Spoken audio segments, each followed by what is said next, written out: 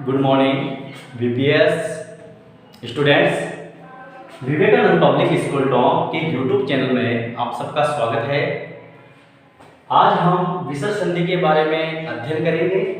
विसर्ग संधि की परिभाषा क्या होती है, विसर्ग संधि के कितने भेद होते हैं और ये किस किस तरह से विसर्ग का क्या बनता है, विसर्ग का क्या होगा, विसर्ग किसके साथ जुड़कर क्या करता है, आज पूरी संपूर्ण जानकारी हम विसर्ग संधि के अंदर प्राप्त करेंगे। तो देखिए, सबसे पहले हम जो भी संधि पढ़ते हैं, जो भी ये समास पढ़ रहे हैं, कारक पढ़ रहे हैं, तो हम सबसे पहले क्या देखते हैं, परिभाषा देखते हैं। तो सबसे पहले विसर्ग की हम परिभाषा देखते हैं। तो इसमें लिखा हुआ है, यदि विसर्ग के साथ किसी स्वर या व्यंजन वर्ण का मेल होता है तो वहां कौन सी संधि होती है, वहां विसर्ग संधि होती है। कौन संधि होती है, विसर्ग संधि होती है। एक बार वो देख लीजिए, प्लस से पहले आपका क्या रहेगा, विसर्ग रहेगा, और विसर्ग के बाद में स्वर भी आ सकता है या फिर व्यंजन वर्ण भी आ सकता है। तो पहचान क्या होगी, प्लस से पहले आपको विसर्ग दिखेगा और विसर्ग का क्या बनता है, ठीक है ना। किसको देखने के बाद, स्वर या व्यंजन को देखने के बाद में, तो उसके बाद में क्या बनता है, विसर्ग संधि। देखिए विसर्ग संधि क्या होती है वो देखिए, एक बार परिभाषा और देख लीजिएगा। यदि विसर्ग संधि के साथ किसी स्वर या व्यंजन वर्ण का मेल होता है तो वहां विसर्ग संधि होती है। कौन संधि होती है, विसर्ग संधि होती है। तो यहाँ पर देखिए, विसर्ग संधि के मुख्य रूप से 3 भेद बताए गए हैं। कितने भेद बताए गए हैं, 3 भेद। देखिए सबसे पहला है सत्व संधि। कौन सी संधि, सत्व संधि। देखो सत्व से पता लग रहा है कि स अर्थात व्यंजन वर्ण के अंदर सलेट, षट्कोण और सशंकर वाला, ये तीनों ही स आते हैं। तीनों ही स इसमें आएंगे सत्व संधि में। तो विसर्ग के स्थान पे क्या हो जाएगा, स, ठीक है ना। प्लस के बाद में यदि हमको क्या दिखाई दे रहा है, तो स्वर या व्यंजन दिखाई दे रहा है, तो विसर्ग का क्या बन जाता है, सत्व संधि में स, श, स हो जाता है। ओके, पहली संधि।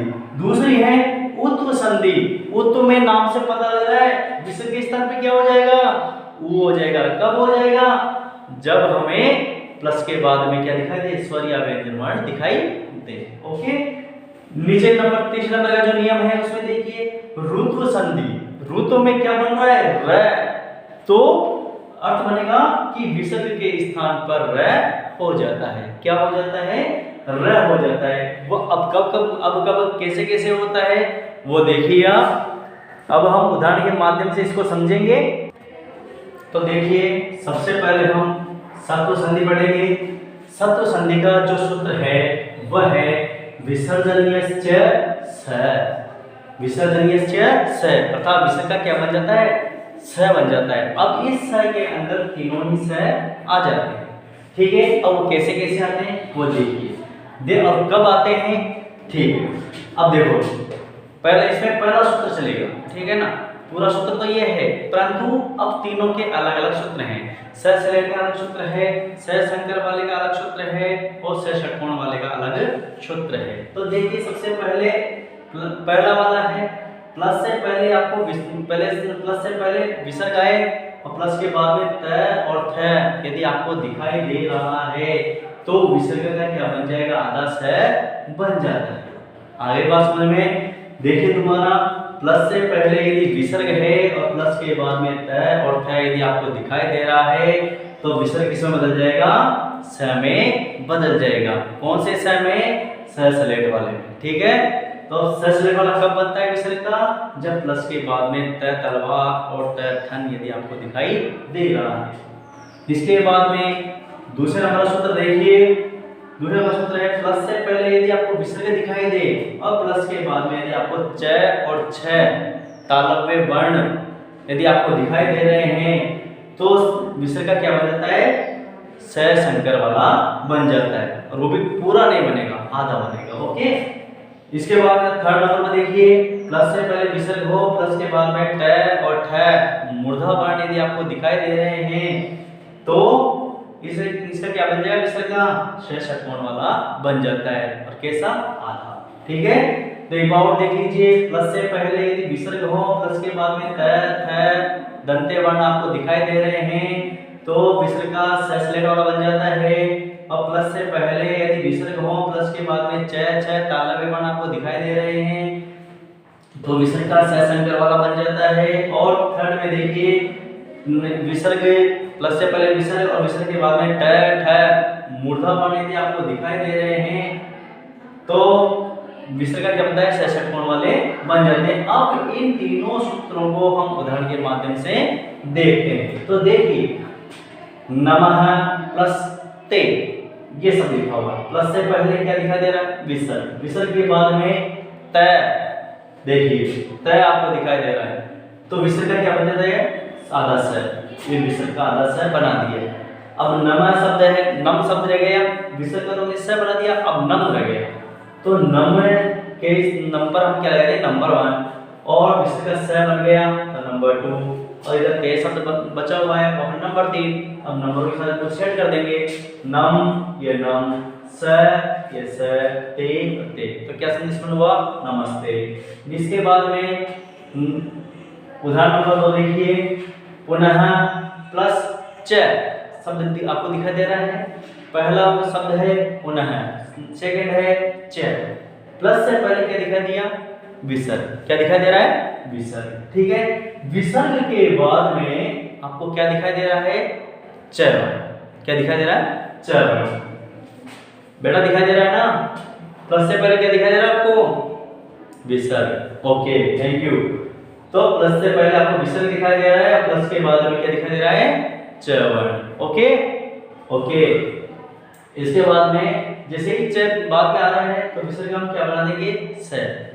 किसमें देखेंगे, किसमें देखेंगे बेटा, सूत्र में देखो, ये सूत्र आ गया। प्लस से पहले विसर्ग, विसर्ग के बाद में च, विसर्ग विसर्ग के बाद में च, तो क्या बन जाएगा, स, या स बन गया। ठीक है, इधर शब्द क्या बच गया हमारे पास, कौन। ठीक है, और इसके बाद विसर्ग क्या बन गया, स। ठीक है ना, तो ये शब्द है, इसके नीचे हमने लगा दिया नंबर 1, स बना हुआ है, नंबर 2 और च इधर नंबर 3।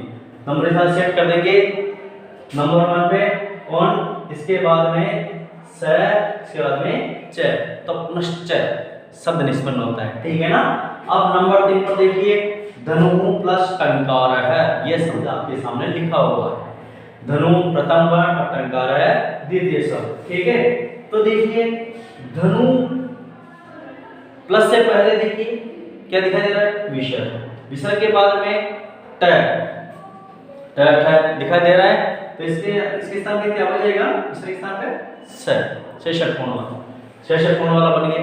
क्यों बना, क्योंकि बाद में ट आपको, ट वर्ण आपको दिखाई दे रहा है। ठीक है ना, तो विसर्ग का बन जाएगा स। इससे पहले शब्द बचा धनु, धनु के नीचे नंबर 1, विसर्ग का बना जाएगा स, यहाँ पे लगाया नंबर 2, और टंकार है जो शब्द है यहाँ पे लगाया हमने नंबर 3, नंबर 3 लगा दिया। ओके, तो देखिए क्या निष्पन्न होता है, धनु ये धनु, विसर्ग का स, नंबर 2 श, टंकार है नंबर 3 टंकार है, धनुष टंकार है, धनुष टंकार। धनुष के टंकार कब होते, जब राजा महाराजा लोग जब युद्ध करते थे तो जो धनुधर होता था वो अपने धनुष की पड़तियां को खींचता था, खींचने से जो आवाज निकलती थी वो धनुष टंकार की आवाज निकलती थी। अब देखिए कुछ शब्द अपने यहाँ पर लिखे हुए हैं, इनका कैसे कैसे बनाना है। प्लस से पहले क्या आ रहा है, विसर्ग। विसर्ग के बाद में क्या आ रहा है, च आ रहा है। च या छ आ जाए तो विसर्ग का क्या हो जाता है, आधा स संकर वाला हो जाता है। तो देखिए क, ये क, फिर क्या है स, ये स, ची है ये ची, और इधर ये कश्चित, ये सब निष्पन्न हो जाएगा। इधर हरिश्चंद्र का कैसे देख लो, विसर्ग, विसर्ग के बाद में च, चार वही स वाला बन जाएगा, ये स, हरि शब्द स, और चंद्र क्या शब्द निष्पन्न होगा, हरिश चंद्र है, ये शब्द निष्पन्न हो जाएगा। ठीक है, तो अब इसके बाद में जो हमारे आगे वाली संधि है वो इस सत्व वाली चलेगी, परंतु इसके अंदर सूत्र बदल जाता है। क्या बदल जाता है, सूत्र बदल जाता है। तो वो देखिए, तो देखिए बेटा, तो देखिए हमने सत्व संधि पढ़ रहे थे, सत्व संधि का पहला सूत्र हमने कंप्लीट कर लिया। अब जो दूसरा सूत्र है वो है वासरी। क्या लिखा हुआ है? वासरी। वासरी शब्द का सबसे पहले हम इसकी डेफिनेशन देखेंगे कि वासरी का अर्थ क्या होता है। वो देखिए, वासरी का अर्थ होता है स्वरवर्ण के परे, स्वरवर्ण के परे विसर्ग होने पर, विसर्ग को विकल्प से ये तो या तो फिर विसर्ग ही रखते हैं या फिर पीछे वाले वर्ण के अनुसार बदल देते हैं। यदि स आ रहा है तो विसर्ग के स्थान पे क्या हो जाएगा? आधा स संकर हो जाता है। यदि स स्लेट वाला आ रहा है बाद में तो विसर्ग के स्थान पे आधा स स्लेट वाला लिख देते हैं। यदि ष षटकोण वाला आ रहा है तो ष षटकोण लिख देते हैं। ओके, आपके यहाँ तक की ये बात समझ में आ जानी चाहिए कि वासरी शब्द का क्या अर्थ होता है, वासरी सूत्र का क्या तात्पर्य है। एक बार वो देख लीजिए। वासरी शब्द का तात्पर्य ये होता है कि यदि स्वरवर्ण के बाद ये स्वरवर्ण है उसके पहले यदि विसर्ग आ रहा है तो विसर्ग को हम विकल्प से क्या करेंगे? विसर्ग ही रखते हैं या फिर प्लस के बाद में जो शब्द आ रहा है, जो वर्ण आ रहा है, क्या करेंगे? उसका उस वर्ण के अनुसार ही विसर्ग को बदल देते हैं। अर्थात जैसे स्लेट वाला आ रहा है तो स्लेट वाला बन जाएगा विसर्ग का, ठीक है। स संकर वाला आ रहा है तो स संकर वाला बन जाएगा और स षटकोण वाला आ रहा है तो स षटकोण बन जाएगा। तो देखिए, अब हम इन सब चीजों को देखो, एक बार देख लीजिए सूत्र के माध्यम से।